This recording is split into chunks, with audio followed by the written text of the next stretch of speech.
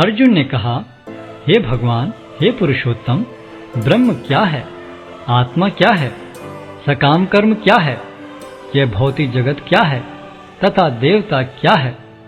कृपा करके यह सब मुझे बताइए। हे मधुसूदन, यज्ञ का स्वामी कौन है और वह शरीर में कैसे रहता है, और मृत्यु के समय भक्ति में लगे रहने वाले आपको कैसे जान पाते हैं? भगवान ने कहा, अविनाशी और दिव्य जीव ब्रह्म कहलाता है और उसका नित्य स्वभाव अध्यात्म या आत्म कहलाता है। जीवों के भौतिक शरीर से संबंधित गतिविधि कर्म या सकाम कर्म कहलाती है। हे देहधारियों में श्रेष्ठ, निरंतर परिवर्तनशील यह भौतिक प्रकृति अधिभूत कहलाती है। भगवान का विराट रूप, जिसमें सूर्य तथा चंद्र जैसे समस्त देवता सम्मिलित हैं, अधिदैव कहलाता है तथा प्रत्येक देहधारी के हृदय में परमात्मा स्वरूप स्थित मैं परमेश्वर अधियज्ञ कहलाता हूँ। और जीवन के अंत में जो केवल मेरा स्मरण करते हुए शरीर का त्याग करता है, वह तुरंत मेरे स्वभाव को प्राप्त करता है, इसमें रंच मात्र भी संदेह नहीं है। हे कुंती पुत्र, शरीर त्यागते समय मनुष्य जिस जिस भाव का स्मरण करता है, वह उस भाव को निश्चित रूप से प्राप्त होता है। अतएव हे अर्जुन, तुम्हें सदैव कृष्ण रूप में मेरा चिंतन करना चाहिए और साथ ही युद्ध करने के कर्तव्य को भी पूरा करना चाहिए।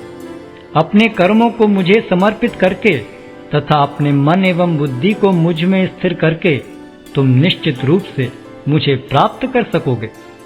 हे पार्थ, जो व्यक्ति मेरा स्मरण करने में अपना मन निरंतर लगाए रखकर अविचलित भाव से भगवान के रूप में मेरा ध्यान करता है, वह मुझको अवश्य ही प्राप्त होता है। मनुष्य को चाहिए कि परम पुरुष का ध्यान सर्वज्ञ, पुरातन, नियंता, लघुतम से भी लघुतर, प्रत्येक का पालन करता, समस्त भौतिक बुद्धि से परे, अचिंत्य तथा नित्य पुरुष के रूप में करो। वे सूर्य की भांति तेजवान हैं और इस भौतिक प्रकृति से परे दिव्य रूप हैं। मृत्यु के समय जो व्यक्ति अपने प्राण को भवों के मध्य स्थिर कर लेता है और योग शक्ति के द्वारा अविचलित मन से पूर्ण भक्ति के साथ परमेश्वर के स्मरण में अपने को लगाता है, वह निश्चित रूप से भगवान को प्राप्त होता है। जो वेदों के ज्ञाता हैं, जो ओंकार का उच्चारण करते हैं और जो संन्यास आश्रम के बड़े बड़े मुनि हैं, वे ब्रह्म में प्रवेश करते हैं। ऐसी सिद्धि की इच्छा करने वाले ब्रह्मचर्य व्रत का अभ्यास करते हैं। अब मैं तुम्हें वह विधि बताऊंगा जिससे कोई भी व्यक्ति मुक्ति लाभ कर सकता है। इस योगाभ्यास में स्थित होकर तथा अक्षरों के परम संयोग यानी ओंकार का उच्चारण करते हुए यदि कोई भगवान का चिंतन करता है और अपने शरीर का त्याग करता है, तो वह निश्चित रूप से आध्यात्मिक लोकों को जाता है। हे अर्जुन, जो अनन्य भाव से निरंतर मेरा स्मरण करता है, उसके लिए मैं सुलभ हूँ, क्योंकि वह मेरी भक्ति में प्रवृत्त रहता है। मुझे प्राप्त करके महापुरुष जो भक्ति योगी हैं, कभी भी दुखों से पूर्ण इस अनित्य जगत में नहीं लौटते, क्योंकि उन्हें परम सिद्धि प्राप्त हो चुकी होती है। इस जगत में सर्वोच्च लोक से लेकर निम्नतर सारे लोक दुखों के घर हैं, जहाँ जन्म तथा मरण का चक्कर लगा रहता है।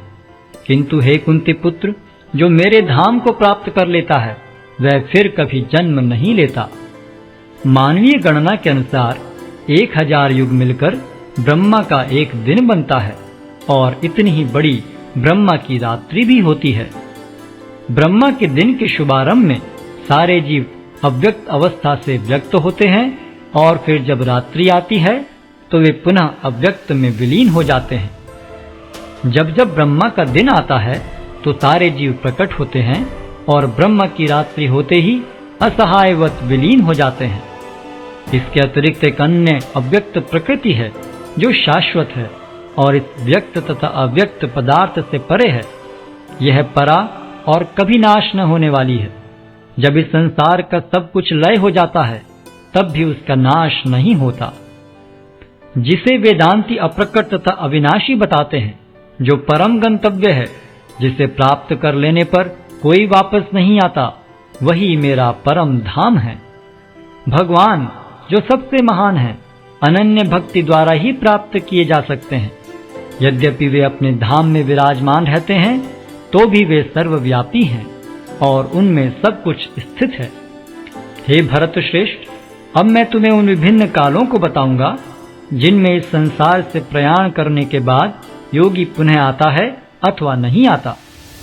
जो पर ब्रह्म के ज्ञाता हैं, वे अग्निदेव के प्रभाव में, प्रकाश में, दिन के शुभ क्षण में, शुक्ल पक्ष में या जब सूर्य उत्तरायण में रहता है, उन 6 मासों में इस संसार से शरीर त्याग करने पर उस पर ब्रह्म को प्राप्त करते हैं। जो योगी धुएं, रात्रि, कृष्ण पक्ष में या सूर्य के दक्षिणायन रहने के 6 महीनों में दिवंगत होता है, वह चंद्रलोक को जाता है, किंतु वहां से पुनः चला आता है। वैदिक मतानुसार इस संसार से प्रयाण करने के 2 मार्ग हैं, एक प्रकाश का तथा दूसरा अंधकार का। जब मनुष्य प्रकाश के मार्ग से जाता है तो वह वापस नहीं आता, किंतु अंधकार के मार्ग से जाने वाला पुनः लौट कर आता है।